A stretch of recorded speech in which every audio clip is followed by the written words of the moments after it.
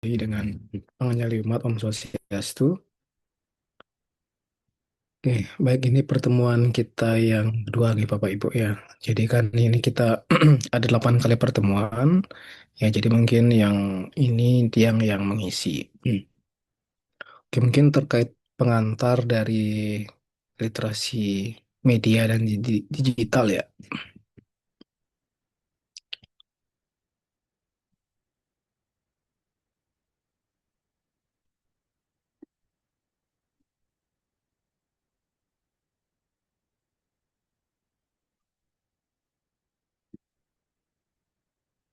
Oke, sudah terlihat nih Bapak Ibu ya. Iya sudah Sudah, Bapak. Pak. Sudah Pak. Oke, baik. Jadi apa namanya? Ya semester ini kita mata kuliahnya literasi media dan digital. Oh ya, untuk Bapak Ibu, Niki semua hadir nggak? Atau ada yang tidak hadir? Masih ada yang belum join nih Bapak. Ya, oke, deh, mungkin sambil jalan ya, karena Iya, sampai mengajukan.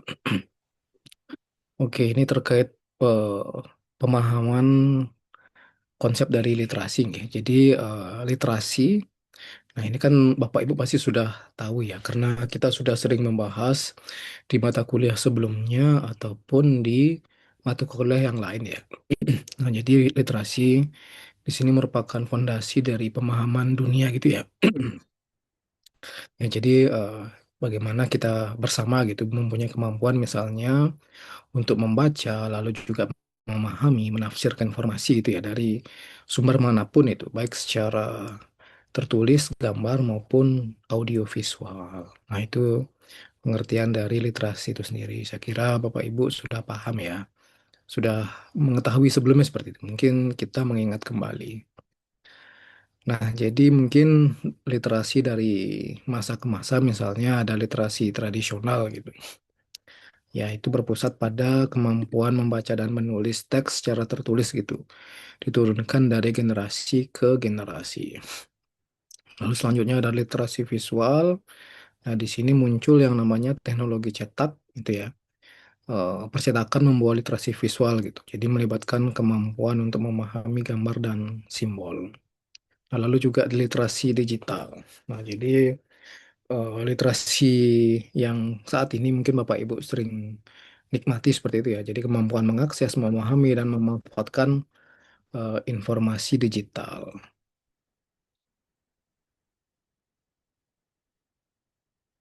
Oke, contoh sebelum Bapak Ibu.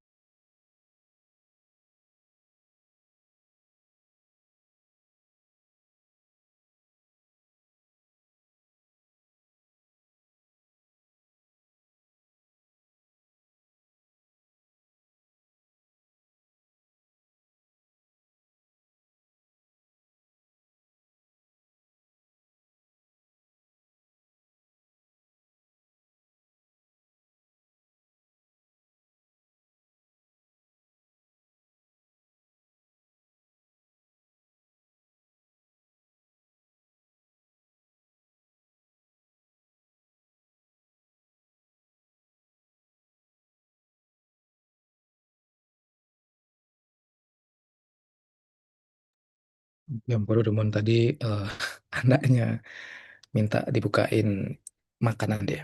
Oke, jadi lanjut. Ini ke ya tadi ada literasi tradisional, literasi visual, dan literasi digital.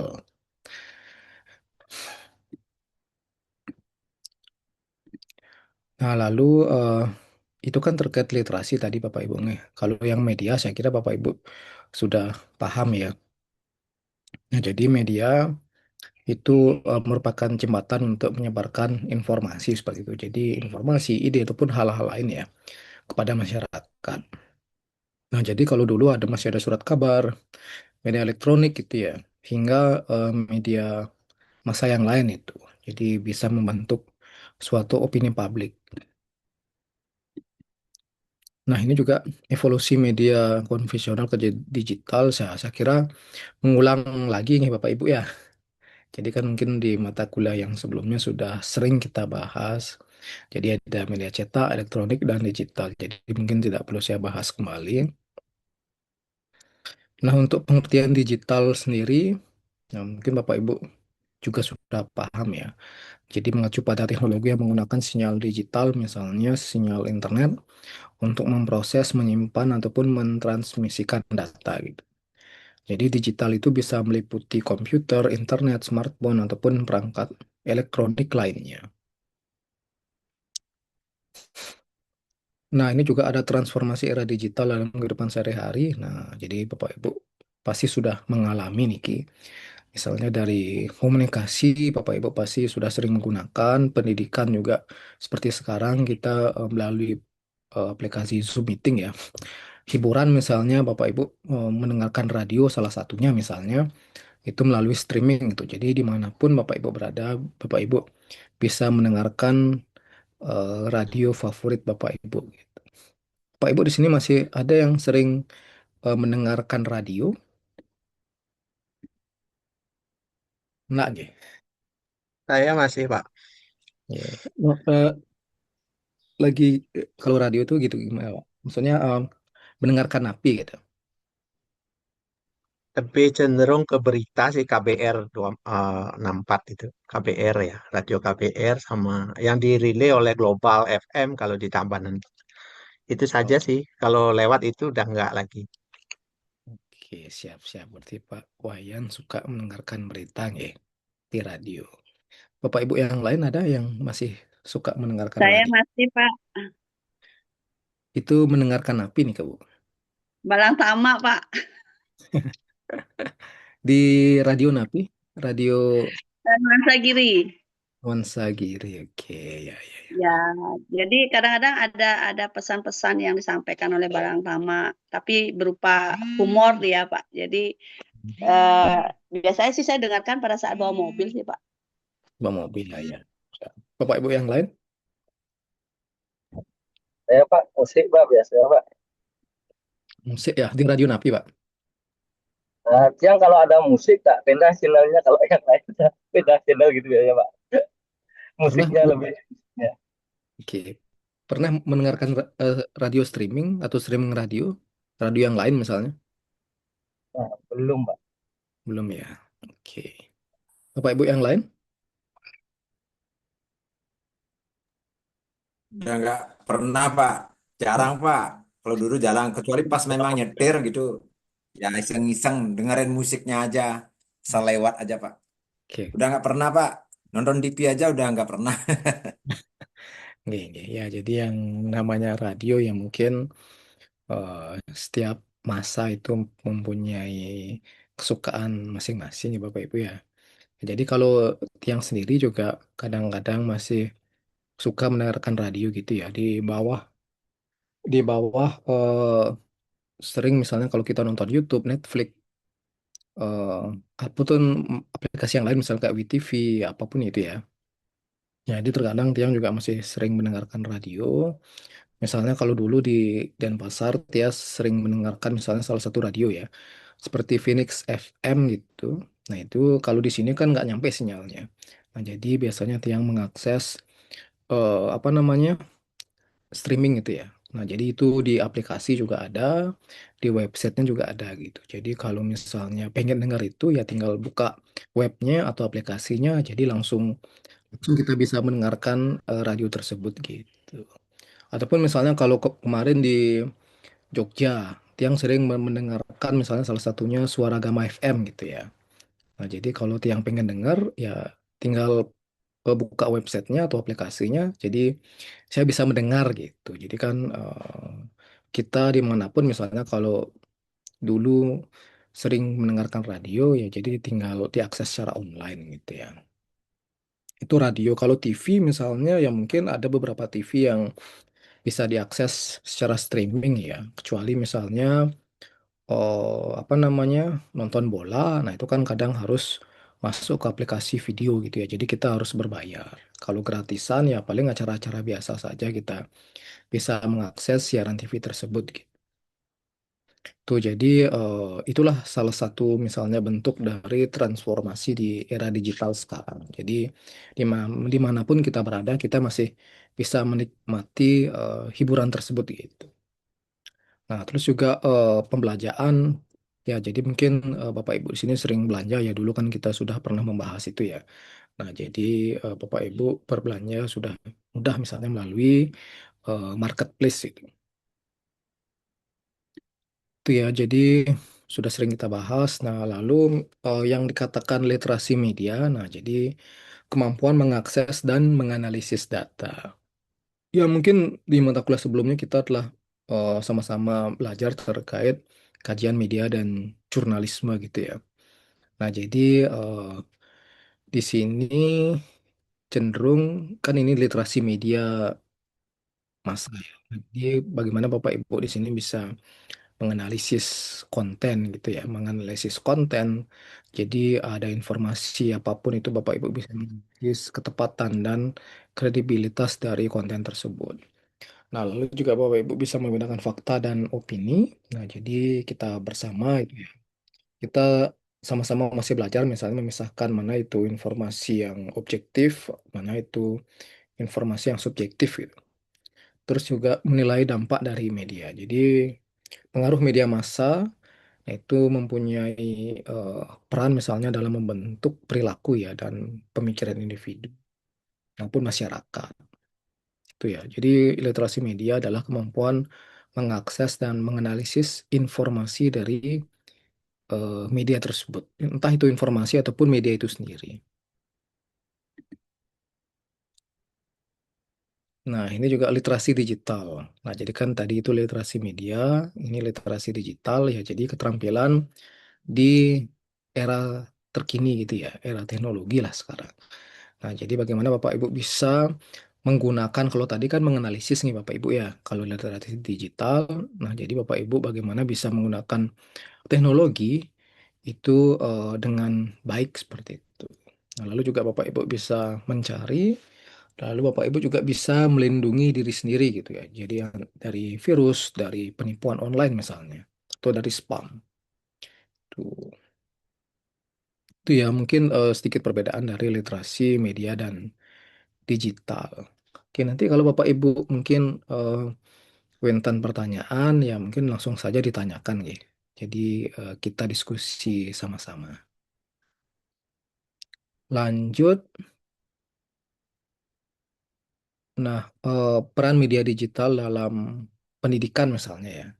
Nah, jadi media digital ini menyediakan akses terhadap berbagai materi pembelajaran misalnya, terus juga ada e-learning seperti sekarang dan kolaborasi jarak jauh gitu. Misalnya kalau seperti Tiang dulu kuliah di UHN kan kemarin S3 kebetulan semester 1, nah itu dia hybrid learning gitu ya. Ya, nah, jadi kan hybrid learning jadi ada yang belajar secara online, ada yang belajar secara offline gitu. Jadi ada luring dan daring. Jadi sebagian belajar luring yang bisa hadir, sebagian belajar daring gitu bagi yang mungkin jauh ataupun yang berhalangan hadir. Nah, jadi itu ya. Jadi ya kita bisa berkolaborasi lah di sana. Tuh. Nah, lanjut media digital sebagai alat komunikasi. Nah, jadi ya Bapak Ibu pasti sering menggunakan yaitu video call gitu di aplikasi WhatsApp misalnya atau aplikasi yang lain Instagram gitu ya atau Telegram. Nah, terus juga untuk media sosial. Nah, jadi saya kira Bapak Ibu sudah paham nih, King, ya. Jadi berkomunikasi dengan siapapun ya. Nah, platform online misalnya forum atau grup diskusi, jadi memfasilitasi komunikasi yang terfokus gitu. Ya, jadi alat media sosial itu ya, media sosial, media online itu sudah menjadi alat komunikasi yang digunakan di seluruh dunia gitu. Oke, Bapak Ibu sampai sini ada pertanyaan? Belum, Pak. Belum ya. Ya, Oke. lanjut dulu, Pak. Ya, mungkin ini kita mengingat kembali nih Bapak Ibu ya, mengingat kembali karena ini sudah pernah kita diskusikan sebelumnya, sudah sering mungkin ya. Nah, lalu dampak positif itu ya, dampak positif perkembangan dari media digital. Nah, dari sisi akses informasi ya Bapak Ibu pasti akan lebih mudah untuk mengakses suatu informasi gitu ya. Ya, mungkin hampir sama nih ada konektivitas, jadi Bapak Ibu bisa lebih mudah terhubung. Lalu juga dengan adanya media digital Bapak Ibu bisa mengembangkan diri di sana gitu ya. Kan mungkin Bapak Ibu pernah nggak di sini misalnya mengikuti pelatihan secara online gitu. Misalnya mengikuti pelatihan terkait menulis artikel, pelatihan misalnya terkait apa namanya public speaking gitu, ataupun pelatihan yang lain gitu ya. Terkait misalnya bagaimana membaca garis tangan seseorang gitu. Kan ada tuh pelatihan-pelatihan secara online itu. Kira-kira ada yang pernah ikut pelatihan yang berbayar ataupun yang free? Pernah, Pak. Itu yang marketing digital zaman sekarang itu kan banyak kelas-kelas itu, Pak. Tapi dari seminarnya aja dulu, Pak. Kadang nggak sampai langsung ke kelasnya. Itu berbayar sih, Pak. Itu seminar, webinar gitu, Pak. Oh, kayak webinar Pernah, itu.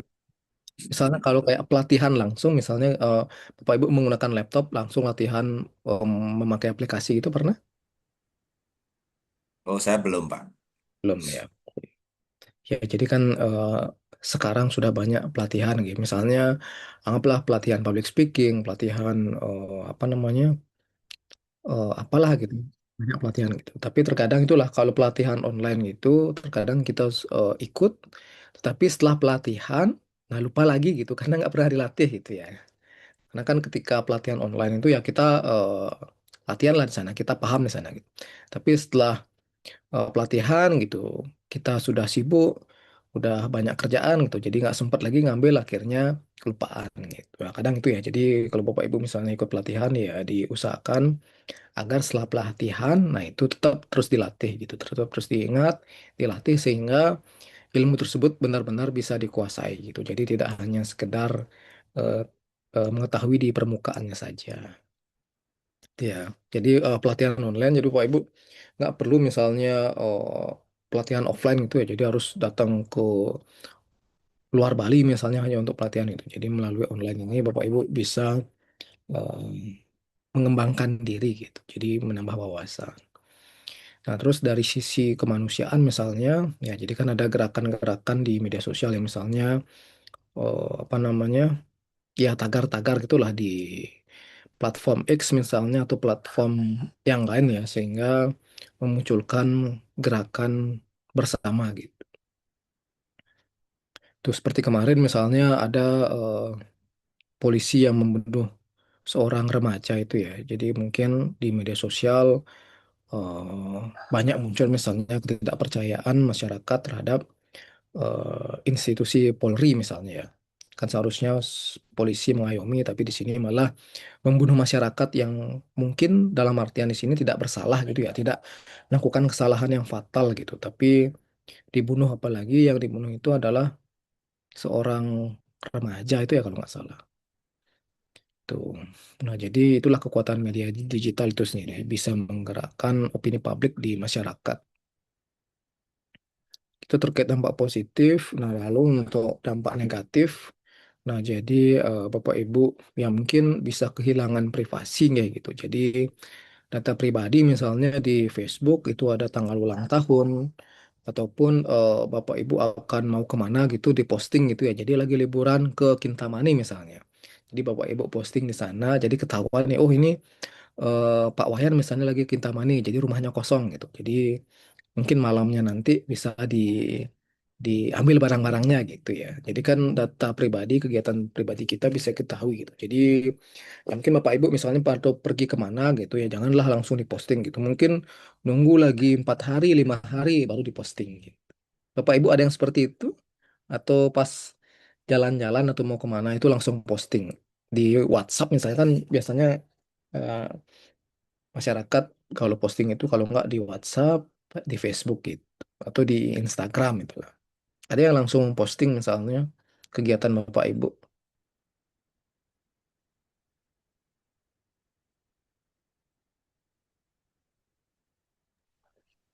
Sangat jarang, Pak. Kalau Ya, tiang sangat jarang.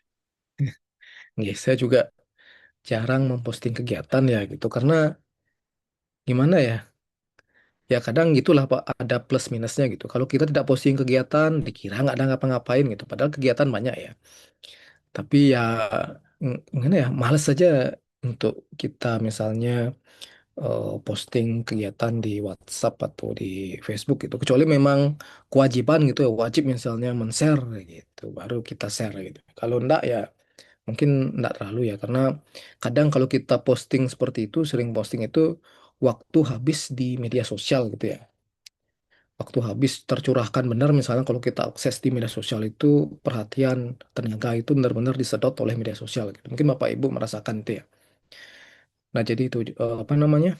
Ya, sebisa mungkin apapun yang terkait hal-hal yang sifatnya pribadi, mungkin kita harus bisa lebih mengontrol gitu. Jangan mudah untuk membagikan apapun di media sosial karena eh, rawan untuk disalahgunakan atau mungkin jadi sasaran dari kejahatan itu ya.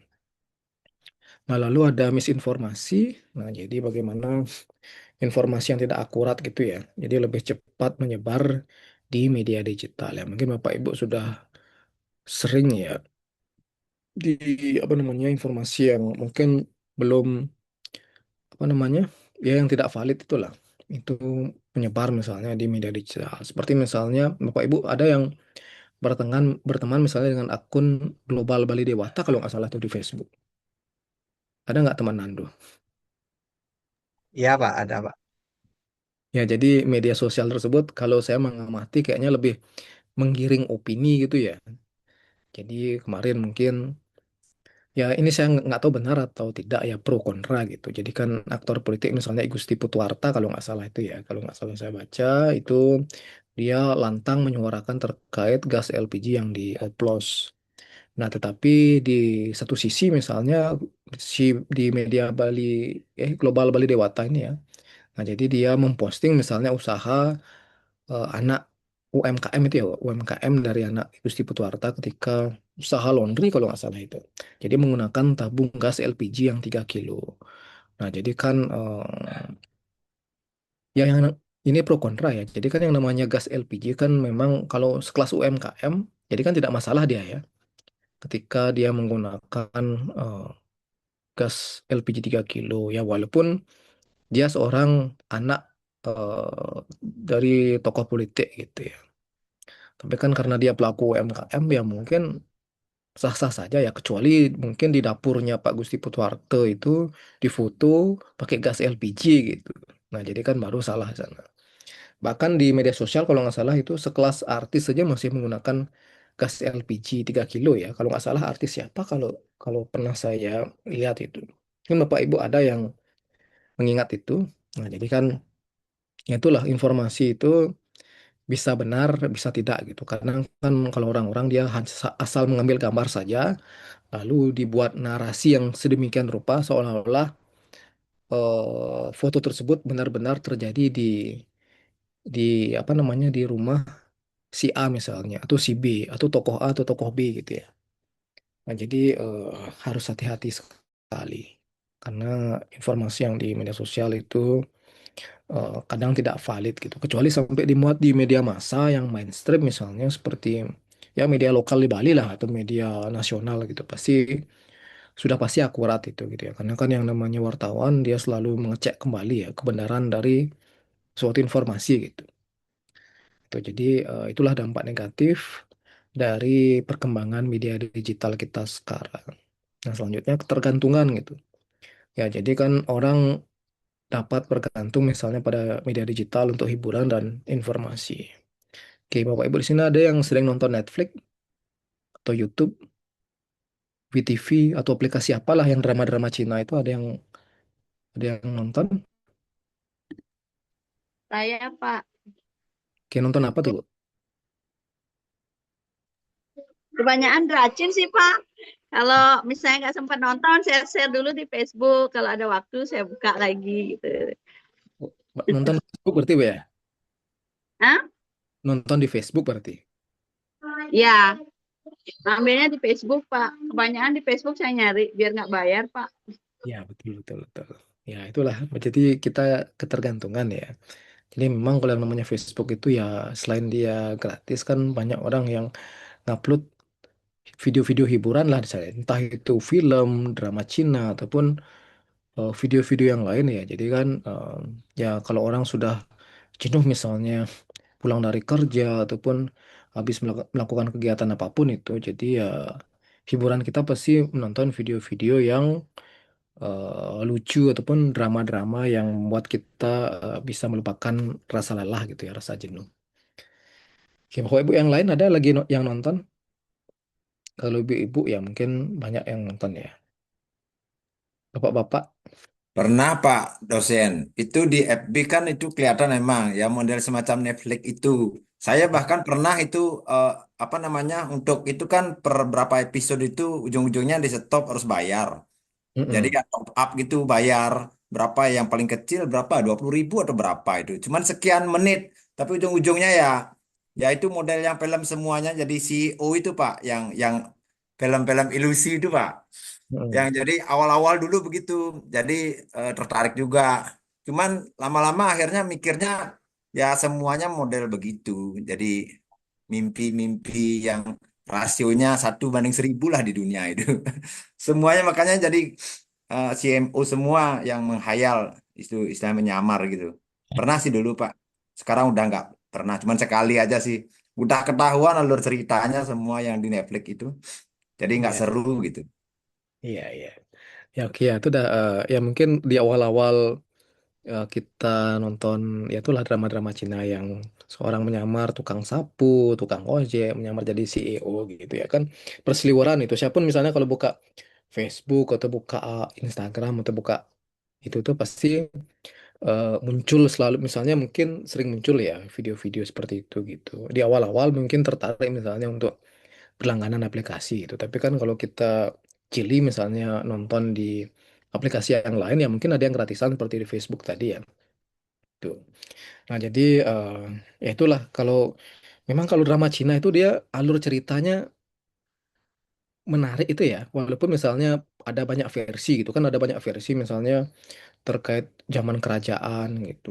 Terus dia punya banyak istri misalnya itu kan ya memang kalau kita berandai-andai kan enak sekali itu ya. Tapi kalau kita bawa ke kehidupan nyata kan sudah tidak mungkin itu gitu. Nah, satu istri aja sudah sulit apalagi banyak istri itu ya. Tuh. Ya kalau saya sendiri misalnya kalau di itu biasanya di Netflix ya, Netflix. Tapi eh, nggak terlalu sering kadang-kadang gitu. Jadi kan kalau Bapak Ibu misalnya ada yang pernah berlangganan Netflix itu kan di Shopee murah ya. Di Shopee murah. Jadi nggak terlalu mahal ya. 20.000 apa berapa itu kalau nggak salah. Ya, jadi film-film yang ada di bioskop, nah itu rata-rata diputar di sana itu ya. Jadi paling jarak lagi 6 bulan atau lagi berapa bulan gitu. Jadi pasti nanti muncul di Netflix gitu. Nah jadi mungkin Bapak Ibu eh, yang suka nonton ke bioskop, malas nonton ke bioskop misalnya, jadi tinggal nunggu tayang di Netflix saja gitu. Tapi kadang itulah, kalau kita udah kadang kecantol senang nonton misalnya, ya jadi agak susah untuk dihentikan gitu ya. Tapi kalau kita bisa mengontrol, ya jadi enggak masalah ya. Jadi kan kadang bosen juga misalnya kalau nonton 2 jam, 3 jam itu ya bosen. Jadi memang harus kita mengontrol diri kita agar tidak ketergantungan gitu. Ya mungkin ketika kita lagi capek, lagi pengen hiburan itu boleh lah nonton yang seperti itu ya. Tapi jangan sampai kita ketergantungan. Tuh. Katanya di Singaraja akan ada bioskop nih di sampingnya McD ini kan. Ya Pak, punyanya futsal Tuwir itu Pak, rencananya Bapak. Rencana ya. Rencana baru mau koordinasi aja itu. Itu Oh, yang punya traffic itu yang punya, cuman oh, kan banyak yang bilang nggak cocok lah parkirnya apa segala macam. ya Apalagi tapi zaman now gini orang cuman kalau ke bioskop itu yang orang pacaran aja mungkin penggunanya lebih utama. Kalau sisanya udah semua di rumah Pak. Balik sih. iya sih, karena itu tempatnya kecil Pak ya. Kayaknya lapangan futsal itu kecil lah. Kecil Pak, memang kecil ya. Bioskop seperti apa nanti di sana itu? Bioskop seperti XX1 atau Cinepolis atau apa? Kurang tahu ya. Kurang-kurang tahu Pak. Ya kan biasanya kalau bioskop itu di mall-mall biasanya ya. Di mall itu. Jadi dia lebih selain bioskop jadi kita bisa sambil melali lah gitu. Tapi kalau di Singaraja kayaknya ya Lihat nanti lah kan masih jauh gitu. Itu juga belum belum pasti ya. Ya, kalau sekarang kayaknya yang di Kebut itu kan yang di titik nol itu ya, kan sudah renovasi itu. Mungkin nanti jadinya kayak di Jogja itu ya titik nol, kan di Jogja itu ada titik nolnya dia. Seperti itu mungkin ya. Jadi ada tamannya, ada area luas lah gitu. Jadi lebih tertata dia. Kalau saya lihat di desainnya itu. Nanti ya terkait ketergantungan. Nah lanjut kesenjangan digital. Jadi bagaimana eh, mungkin akses digital ini masih kurang merata ya, apalagi di daerah-daerah pelosok gitu. Mungkin kalau di daerah kota atau di pinggiran itu sudah terjangkau. Tapi kalau masuk ke dalam, nah itu yang agak susah ya. Anggaplah nggak usah jauh-jauh. Saya sering main ke Ambengan itu. Kebetulan ada keluarga di sana. Jadi kalau sudah nyampe sana, kalau di air terjunnya mungkin baru dapat sinyal ya karena agak tinggi. Tapi kalau masuk ke daerah Ambengan, nah itu sinyalnya mulai agak hilang ya. Jadi hanya dapat satu sinyal, kadang nggak dapat sinyal gitu. Nah, jadi itulah masih ada kesenjangan di sana itu ya. Kecuali mengakses WiFi di sana, eh, kebetulan di sana ada WiFi ya, baru kita bisa mengakses eh, internet gitu. Kalau nggak ada WiFi ya agak susah, jadi nggak bisa kita mengakses internet ya. Tuh, jadi itu yang perlu diperhatikan ya. Jadi eh, belum merata dia, ada kesenjangan itu. Nah, lalu eh, tantangan dan risiko media ya. Jadi mungkin sering kita ini ya, keamanan cyber misalnya. Ya, jadi kan peretasan, penipuan, serangan cyber gitu. Ya mungkin Bapak Ibu di sini menggunakan mobile banking. Nah, jadi harus hati-hati ya. Mungkin sudah sering kita bahas misalnya penipuan di WhatsApp berupa link itu, jadi harus hati-hati. Terus juga akses mudah terhadap eh, pornografi gitu ya. Ya, jadi kan itu kemarin mungkin viral di media sosial misalnya sepasang remaja itu dia mesum di warnet itu ya. Jadi kelihatan jelas itu tidak di blur itu. Mungkin Bapak Ibu ada yang nonton videonya itu ya, yang di warnet. Belum, belum, Mbak. Belum ada yang ngirim linknya, Pak. Nah, Di udah flashback, Minta, di minta dikirimin nanti di linknya sama Pak Agus Mahendra mungkin udah. Karena di udah dapat. PlayStation tuh Pak. kayaknya sekarang udah di delete di semua media sosial. Kebetulan kemarin saya sempat nonton tapi sekali aja gitu. Saya kan nggak. Nah, itulah jadi sepasang di warnet itu. Nah, jadi kelihatan jelas maksudnya wajahnya nggak di blur itu. Jadi kan akhirnya oleh orang tua korban itu dilaporkan gitu ya, dilaporkan bahwa apa namanya menyebarkan video yang tidak pantas itu. Nah, jadi kan itu sebenarnya sudah pola yang berulang-ulang ya, tidak hanya kemarin di warnet saja gitu. Misalnya apa namanya yang di Buleleng misalnya, yang di kos-kosan itu kan ada oknum juga. Nah, itu kan di-share juga gitu loh. Ya, jadi kan memang ya walaupun itu sebagai bukti ya, tapi kan kita jangan mudah untuk men-share sesuatu gitu. Jadi kan nanti kita yang bisa kena misalnya kalau kita menyebar video tanpa izin mungkin dari yang ada di video tersebut gitu. Nah, jadi harus hati-hati di dalam menyebarkan video gitu ya. Nah, juga ada bullying dan cyberbullying. Jadi perilaku kasar dan agresif yang dilakukan secara online gitu. Ya, jadi mungkin mm, itu bisa berupa video misalnya atau Bapak Ibu berkomentar di kolom komentar baik itu media sosial Instagram, Facebook gitu ya. Jadi kan kalau sudah dilakukan secara online mengejek orang misalnya body shaming itu ya, jadi mengejek bentuk tubuhnya ataupun bullying yang lain, nah itu sudah masuk ke cyberbullying gitu ya. Nah, jadi itu juga bisa dilaporkan itu kan Bapak Ibu sudah sering misalnya mendengar artis-artis itu melaporkan orang-orang yang mengejek mereka, memfitnah mereka misalnya di media sosial. Nah, ketika ditangkap, ya jadi ya itulah ya. Jadi mohon maaf gitu ya. Ya jadi hanya hanya ada permintaan maaf itu. Saya kira di Bali juga banyak kasusnya seperti itu ya. Jadi minta maaf gitu. Kalau nggak salah di kampus kampus Sundut ya, Fakultas Kedokteran kayaknya itu kalau dulu kalau nggak salah viral. Itu jadi harus hati-hati ketika membuli seseorang. Jadi terkaitan juga misalnya dengan kasus bunuh diri ya. Jadi kan mungkin orang dikucilkan secara offline maupun secara online gitu ya. Di offline mereka dikucilkan, diejek gitu, dirundung.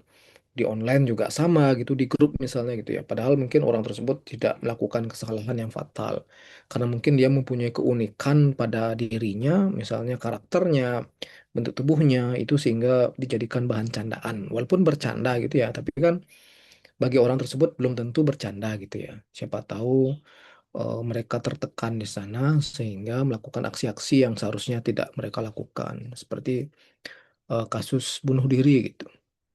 Nah, peranan media massa juga di sini sangat berperan nih Bapak Ibu ya, misalnya se apa namanya sebuah berita gitu, memberitakan terkait bunuh diri. Nah, jadi ketika ada orang yang membaca berita tersebut misalnya atau menonton berita tersebut, ya kemungkinan itu akan cenderung mudah untuk ditiru gitu. Misalnya orang bunuh diri di jembatan di mana tuh kalau nggak salah yang sudah dipasangi trali itu. Nah, jadi itu berulang kali terjadi itu ya. Mungkin salah satu faktornya mereka membaca berita, tahu tempat tersebut sehingga akhirnya ke sana gitu. Bahkan kan orang dari Buleleng itu kalau nggak salah ya jauh-jauh ke sana gitu. Nah, jadi ya itu ya, ketika mungkin rekan-rekan di sini ada mengalami tekanan, mengalami permasalahan yang mungkin bisa diceritakan ke orang-orang terdekat gitu. Jangan dipendam sendiri gitu ya. Ketika dipendam sendiri ya apa namanya berbahaya nanti gitu. Jadi menimbulkan tindakan-tindakan yang seharusnya tidak dilakukan. Gitu. Jadi kan ada banyak layanan psikologi kalau nggak salah ya, yang Bapak Ibu bisa akses itu. Itu jadi bullying dan cyberbullying ini sangat sangat sangat berbahaya gitu ya, di era digital sekarang. Lalu ada ketergantungan dan isolasi. Nah, jadi di sini bagaimana media digital, penyalahgunaan media digital gitu ya. Jadi menyebabkan ketergantungan dan isolasi sosial gitu. Jadi kalau sudah kita tergantung dengan media sosial, jadi banyak orang, mungkin sebagian orang ya, tidak semua, jadi mungkin tidak mau bersosialisasi gitu ya, karena sudah asik dengan dunia sendiri, entah itu main game, nonton gitu ya. Jadi selain ketergantungan, nah jadi mereka mungkin enggan untuk berinteraksi dengan orang lain gitu. Ya, jadi eh, strategi dari media digital itu sendiri ya Bapak Ibu bisa meningkatkan literasi itu tadi ya terkait literasi media dan digital gitu. Terus juga Bapak Ibu bisa memahami misalnya risikonya seperti apa, manfaatnya seperti apa.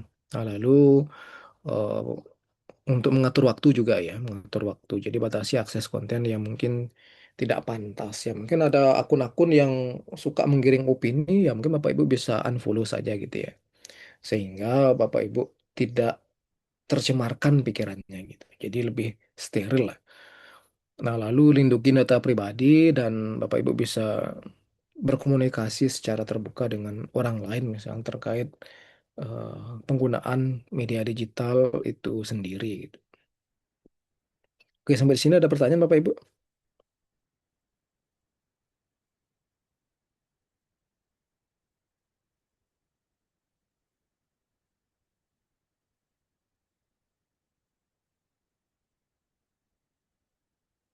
Tidak ada, guys. Saya kira sudah sering kita diskusikan di mata kuliah sebelumnya, guys.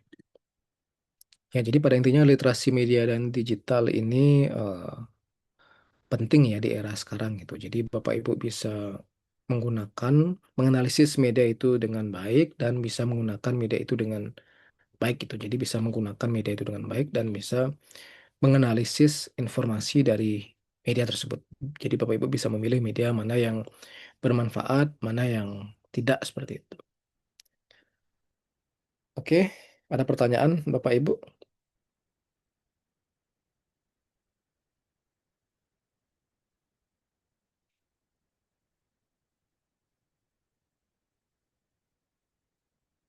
Sudah cukup? Belum ada Pak dosen. mungkin karena saking begitu dekatnya dunia digital ini dengan teman-teman yang lain ini, kayaknya mungkin sudah realitasnya sendiri sudah praktek. Ya. Kalau Ya, saya sendiri belum, Pak dosen. Terima kasih, Pak dosen. kan karena kita juga sudah sering diskusi ya, jadi saya kira tidak terlalu kan ini baru di awal gitu. Jadi kita mengingat kembali seperti itu ya, mengingat kembali yang sudah sering kita diskusikan kemarin-kemarin. Oke, jadi untuk Zoom kita masih ada lagi 7 kali ya, 7 kali. Jadi kemarin mungkin Bapak Ibu sudah ada yang bentuk kelompok. Ini kelompoknya sudah, Pak, sudah. Nanti yang share resumenya. Sudah ada berapa Sudah kelompok? Ada berapa kelompok nih Kak, Pak? tujuh, tujuh, Pak. 7 ya. Ya, Oh, jadi mungkin mulai kapan kira-kira Bapak Ibu apa namanya untuk Zoom-nya? Minggu depan atau 2 minggu lagi atau penapi?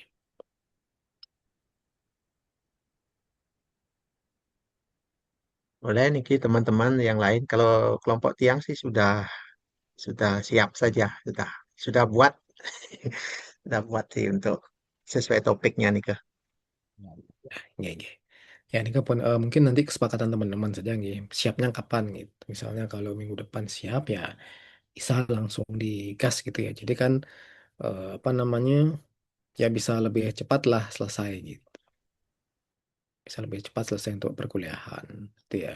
Tapi nanti kan biasanya ada mengisi Google Form dari lembaga biasanya ya di awal-awal kita perkuliahan misalnya setelah pertemuan ketiga atau keempat itu ada biasanya Google Form yang di-share oleh P2M apa namanya? LP2M gitu. Eh, nggak ada sih Pak, belum ada ya.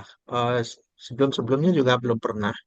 Cuman sekali pernah dulu perwakilan kelas atau korti mewakili apa namanya rapat Zoom gitu, Zoom meeting, webinar ya terkait P2M itu. Berarti Tapi pas dulu. kalau form belum belum pernah sih Pak. Berarti pas dulu aja berarti Pak ya. Setelah itu udah nggak ada lagi itu ya. Ya dulu waktu masih staf, jadi belum belum ini belum transformasi ke institut. Setelah ini, setelah bertransformasi ini belum Pak. Oke. Kemarin baru dari Kaprodi baru apa namanya pengisian peminatan PKL aja yang ada form. Yang terkait P2M, penjaminan mutu itu belum, Pak. Oke. Ya itu udah apa namanya kan biasanya kayak gitu. Kalau dulu kan pas anget-anget tai ayam nih Kak, Pak. Jadi apa namanya baru-baru itu kemudian dari dosen-dosen juga banyak yang protes ya. Protes. Kenapa protes? Karena kan kalau dulu pas yang Bapak bilang ini kan nggak yang kemarin apa dulu sempat dirapatin itu ya. Jadi kan banyak dosen yang protes dalam artian eh, ya jadi apa namanya itu bukan penilaian yang objektif gitu ya. Jadi bisa jadi itu adalah penilaian penilaian yang subjektif gitu. Jadi mungkin ada yang tidak senang misalnya dengan dosen A, dosen B sehingga di sanalah langsung diserang gitu. Ya walaupun mungkin tidak semua ya. Tapi nah setelah itu akhirnya nggak ada lagi kan penilaian seperti itu gitu. Ya siapa tahu nanti setelah transformasi jadi IMK Niki apa namanya ada lagi misalnya seperti itu ya kan sudah sesuai kesepakatan untuk kelas profesional nih. Jadi kan semua mata kuliah kayaknya nih kan. Ya, jadi kita 8 kali pertemuan ya jadi untuk 8 sisanya di luar UTS dan UAS yaitu kita anggap melaksanakan perkuliahan gitu ya. Kan dari tiang sendiri juga nanti akan share materi seperti itu. Jadi misalnya nanti ada penilaian seperti itu lagi ya sekiranya nanti bisa dikondisikan untuk semua mata kuliah gitu ya, termasuk mata kuliah saya. Kan kayaknya semua mata kuliah seperti itu nggak 8 kali pertemuan gitu Bapak Iya, Pak, kalau usulan dari teman-teman semua memang begitu. Tapi kemarin ada salah satu dosen juga apa namanya inginnya kebetulan beliau baru pertama di kelas kami mengajar. Mungkin Mhm. kan belum belum tahu ya, belum tahu ya kita mengusulkan.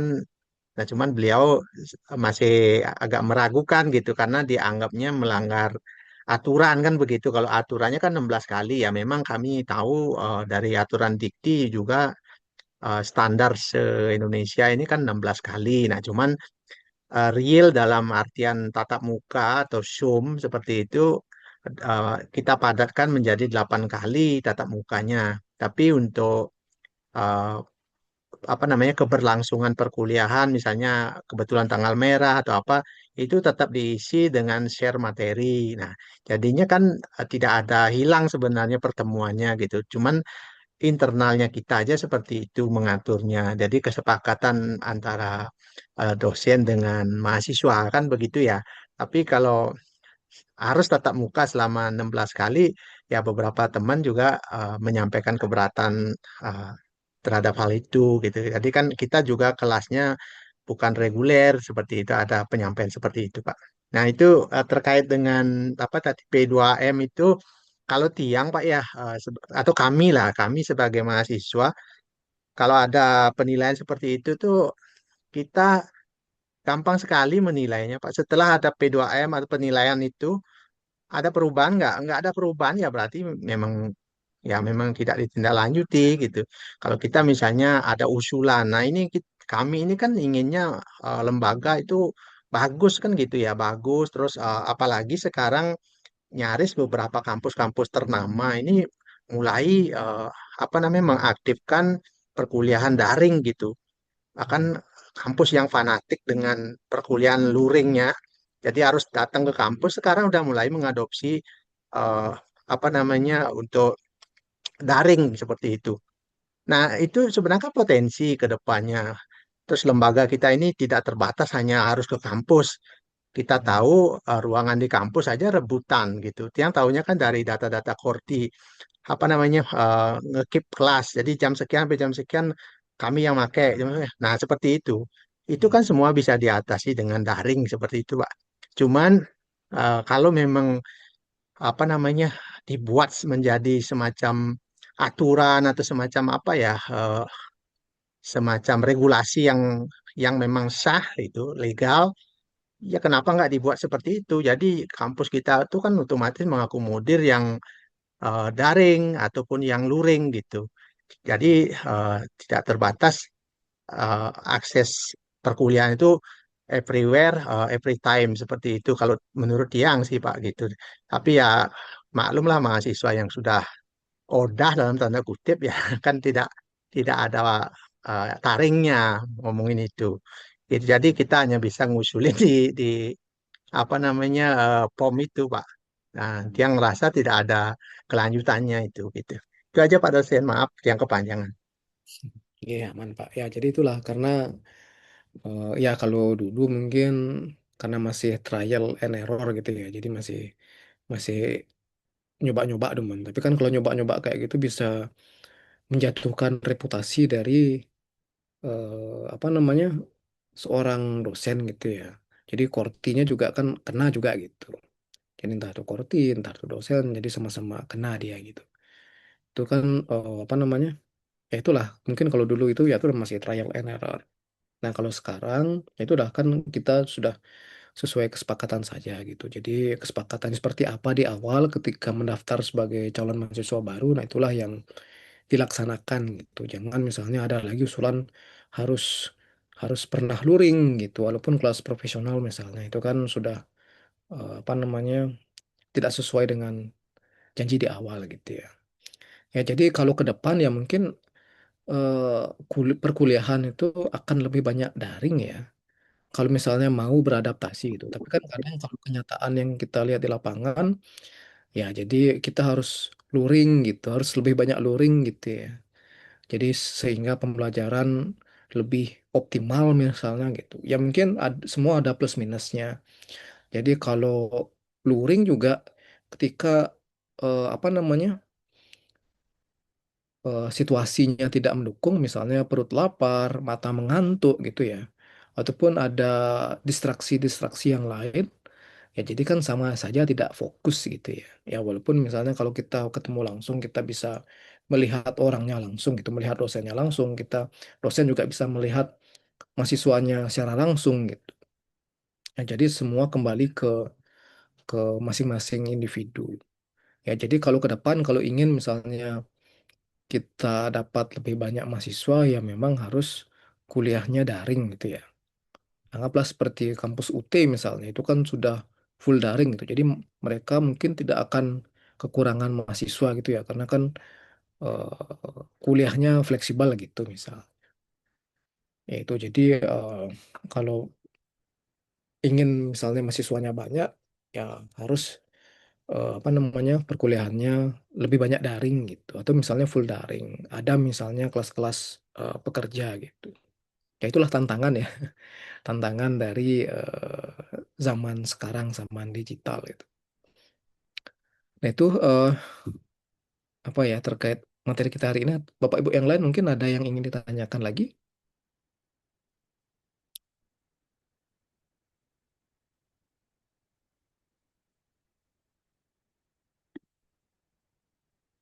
Tidak ada, sudah cukup jelas nggak? Oke, baik mungkin kalau tidak ada pertanyaan untuk apa namanya perkuliahan hari ini kita cukupkan.